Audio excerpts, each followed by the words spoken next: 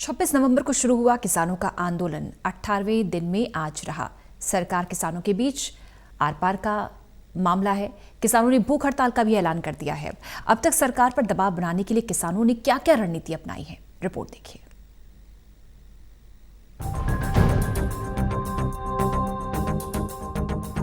केंद्र सरकार के तीनों कृषि कानूनों के खिलाफ किसान डटे हुए हैं। किसानों का आंदोलन जारी है।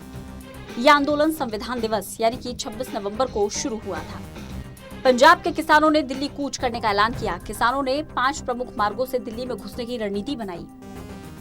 किसान अमृतसर दिल्ली राष्ट्रीय राजमार्ग यानी कि कुंडली बॉर्डर, हिसार दिल्ली राजमार्ग यानी कि बहादुरगढ़, जयपुर दिल्ली राजमार्ग यानी कि धारूहेड़ा, बरेली दिल्ली राजमार्ग यानी कि हापुड़, आगरा दिल्ली राजमार्ग यानी कि बल्लभगढ़ से दिल्ली में प्रवेश करने के लिए इकट्ठा हुए, लेकिन इन सभी को दिल्ली की सीमाओं पर रोक दिया गया। 27 नवंबर आंदोलन का दूसरा दिन। किसानों के दिल्ली पहुंचने का सिलसिला जारी रहा। अलग अलग राज्यों से किसान दिल्ली की सीमाओं पर इकट्ठा हुए। प्रशासन ने एहतियात बरतते हुए दिल्ली की सीमाओं को सील कर दिया। 1 दिसंबर, 2 दिसंबर और 3 दिसंबर सिलसिलेवार तरीके से किसानों के साथ 3 दौर की वार्ता चली। किसानों को मनाने की कोशिश की गई, लेकिन किसान अपनी मांगों पर अड़े रहे।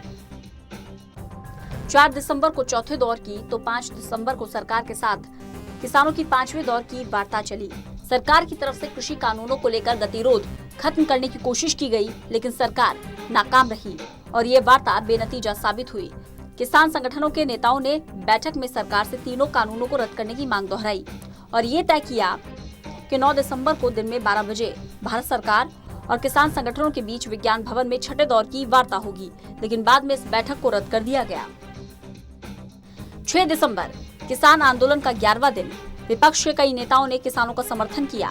विपक्ष के साझा बयान में सोनिया गांधी समेत 11 बड़े नेताओं ने कहा कि केंद्र सरकार किसानों की मांगों को माने। इनमें एनसीपी नेता शरद पवार, माकपा महासचिव सीताराम येचुरी समेत डीएमके के चीफ एमके स्टालिन, समाजवादी पार्टी के मुखिया अखिलेश यादव, फारूक अब्दुल्ला, तेजस्वी यादव समेत और भी कई नेता मौजूद रहे। 8 दिसंबर किसानों का भारत बंद।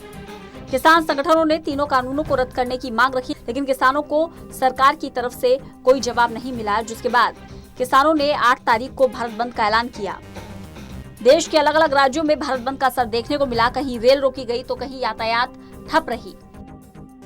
9 दिसंबर को सरकार ने आंदोलन कर रहे किसानों के सामने प्रस्ताव रखा कि वे वर्तमान में लागू न्यूनतम समर्थन मूल्य यानी कि एमएसपी की व्यवस्था को जारी रखने के लिए लिखित में आश्वासन देने को तैयार है, लेकिन किसान संगठनों ने सरकार के इस प्रस्ताव को खारिज कर दिया और सरकार से तीनों कानूनों को रद्द करने की मांग की। 10 दिसंबर और 11 दिसंबर को किसानों ने आगे की रणनीति पर काम किया और सरकार पर दबाव बनाने के लिए देश भर के हाईवे को टोल फ्री करने का ऐलान किया। 12 दिसंबर को कई टोल नाकों पर भारतीय किसान यूनियन के कार्यकर्ताओं ने कब्जा कर लिया और हाईवे को टोल फ्री करवाया। किसानों की ओर से हरियाणा, पंजाब और उत्तर प्रदेश के दर्जन भर टोल प्लाजा को किसानों ने फ्री किया और हजारों वाहनों को फ्री में टोल पार करवाया। 13 दिसंबर कृषि कानूनों के खिलाफ बैठे किसानों के आंदोलन का 18वां दिन। किसानों ने भूख हड़ताल का ऐलान किया है। किसान दिन ब दिन अपने आंदोलन को तेज करने में जुटे हुए हैं। किसानों ने दिल्ली जाने वाले सभी हाईवे और सड़क जाम करने का ऐलान किया। 14 दिसंबर के दिन के लिए भी किसानों ने आगे की रणनीति तैयार कर ली है। किसान कुंडली बॉर्डर पर अनशन पर बैठेंगे। 14 दिसंबर के इस अनशन के लिए पंजाब के हर गांव से युवकों को कुंडली बॉर्डर पहुंचने के लिए अपील की गई है। 19 दिसंबर आमरण अनशन की रणनीति। जानकारी के मुताबिक अगर कोई हल नहीं निकलता है और सरकार किसानों की मांगों को नहीं मानती है तो 19 दिसंबर से किसान आमरण अनशन का ऐलान कर चुके हैं। National desk, total news.